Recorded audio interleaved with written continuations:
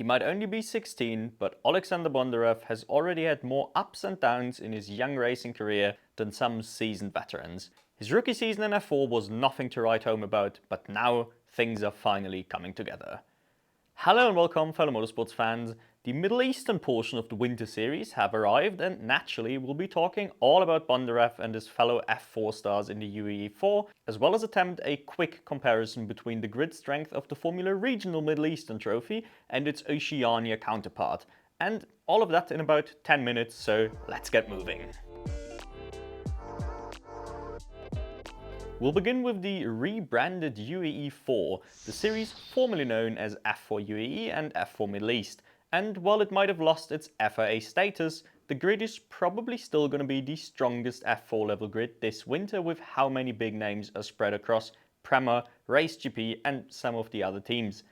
As is tradition, this first weekend was a bit of a RaceGP versus Prema brawl at the front, though Rowan Campbell-Pilling did manage to stand out in a pinnacle as well. Admittedly, you'd hope so, considering this is his third year in the class. Looking at Prema, Oleksander Bondarev finally looks like a proper title threat and much more reminiscent of his younger karting self, with both great runs at the front and some good spots gained in the super messy reverse grid race, which, by the way, is one of the only things to really take away from that one, but we'll get to that in a second. Bondi still seems to enjoy trust from the Williams Academy, but this season he really has to deliver some big results. I've been super excited to see DCC racing with Prema, and I'm glad that has turned into an immediate podium. DCC was a bit of a what-if kind of character in karting and never one of the huge superstars, but clearly talented and from a region with an obvious lack of talent on the ladder, so I hope he can make the most of this opportunity. We've talked about Abkhazava during the trophy round, and he looked about as solid here, though obviously the competition was infinitely stronger. Christian Costoya is easily the most exciting rookie on paper on this grid, only really rivaled by Kenzo Craigie. And while it wasn't a spectacular debut, he did some solid work and scored good points. My gamble prediction of him as the series champion might have been a tad too optimistic, but I'm confident we'll see him fighting for wins in no time. Nicolo Macangiani's reverse grid win I unfortunately can't really praise much. The only thing he had to show was good restarts, and admittedly he did knock that out of the park. In similar fashion, over in the RaceGP camp, Emily Cotty's podium looks a lot better on paper than it actually was, but crucially she had some good pace in the regular grid races as well. In many ways she was really the surprise of the weekend, and this looked quite promising going forward.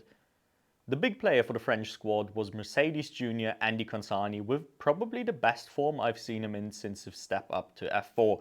Given the lack of strong sophomore teammates, he was definitely supposed to be the heavy hitter, but I didn't quite expect him in the title hunt. Let's see if he can keep that up. I'd bet money that Kenzo Craigie will start pushing him very soon though. The other Mercedes junior really hit the ground running as the best rookie of the weekend, not just in the points, but I'd say in overall speed as well.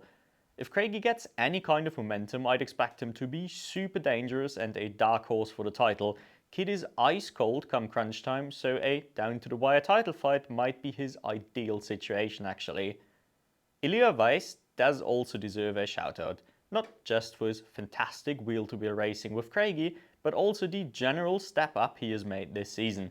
In his case though, I don't even think he had to improve that much. More like not driving for a shit team is critical in these highly competitive junior environments. I don't really think he is champion material either, but I hope he'll show us some regular podium runs this year. Other than Craigie and Costoya, the big must-know rookie is Iacopo Martinese. He may be stuck with PHM, but has been a front runner throughout his karting career, and while he lacks the titles Costoya brings, he was usually a close competitor on track. And I'm rather glad that he actually immediately showed his class this weekend by gradually improving until he even scored points on Sunday. Not a great look for Emma Felbermeyer to immediately be outclassed like this, but that is a separate issue. As far as Martinese is concerned, PHM will not put him in a title-winning position anyway, so we don't really need to worry about whether he could or not. I just want to see him dominate whoever he'll be up against internally. We'll talk about some of the other many faces as the series moves on, but you can already let me know who caught your eye this weekend. The Formula Regional Middle East Trophy was even more stacked than its F4 counterpart. I think it is fair to say that the CTFROT, which we'll get to later, has the better drivers at the top. It is hard to beat the combo of Slater and Ugo Ugochukwu in that regard, but the Middle Eastern Series does not only have a bigger grid, it also has much higher average quality, I think. The biggest surprise of the weekend was hands down Alexander Abkhazava winning the opener and having strong pace throughout the weekend.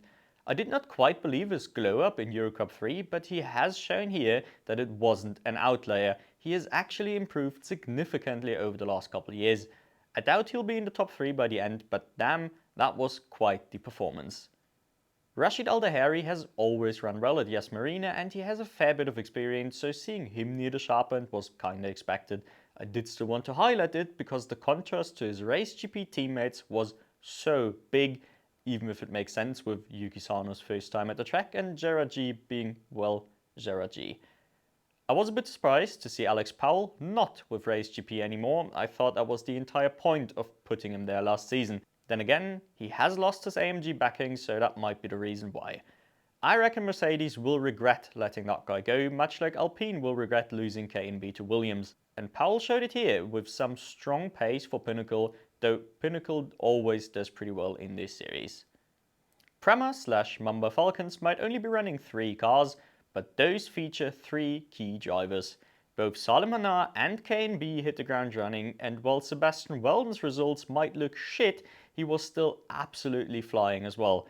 And overtaking cars left, right and centre as he had to start dead last in all the races.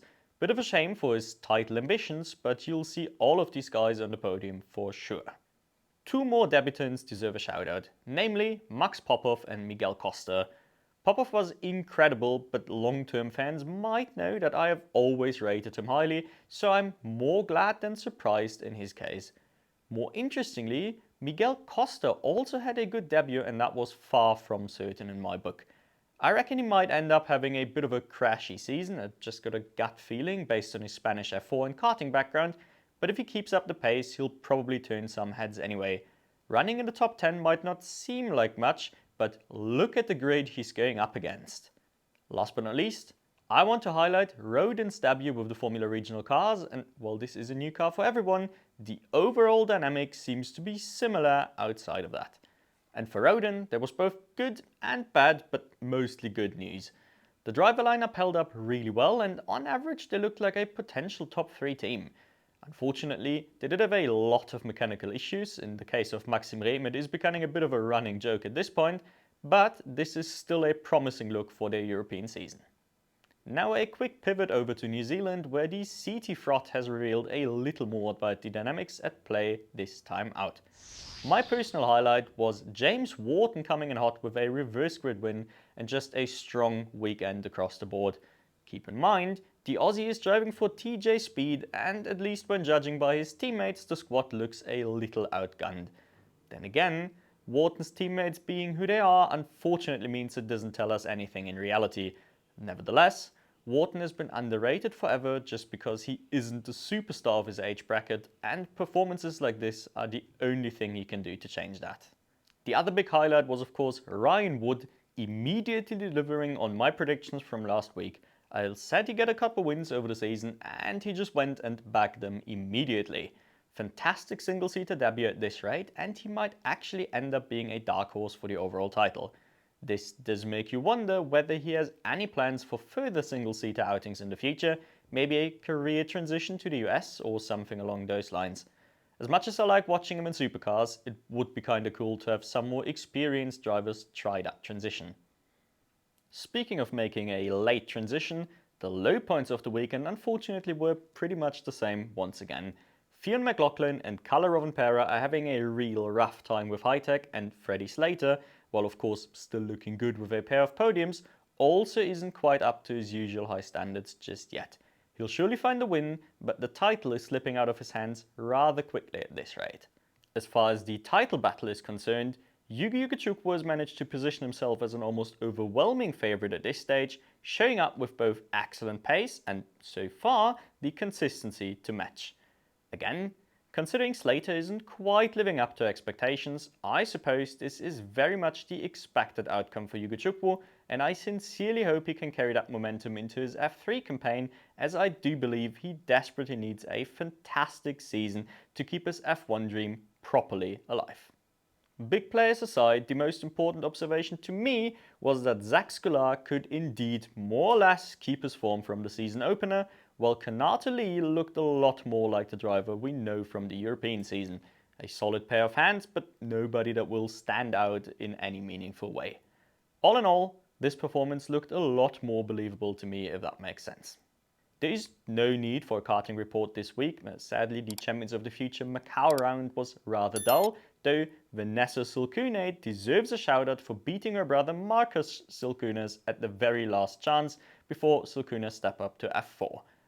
Next week, karting will finally be back properly with the WSK Supermaster Series, along with more single-seater action across this week's series, in addition to the Formula Winter Series where the aforementioned Silkunas will give his F4 debut. And if all of that is too little racing for you, there might be an hour or two of racing at Daytona as well. But for now, it is your time to hit the comment section with some opinions and predictions for next week, so we've got something to discuss. Oh, and you can let me know if you'd like a short Daytona segment next week. And otherwise, I thank you all for watching, and I do hope to catch you in the next one.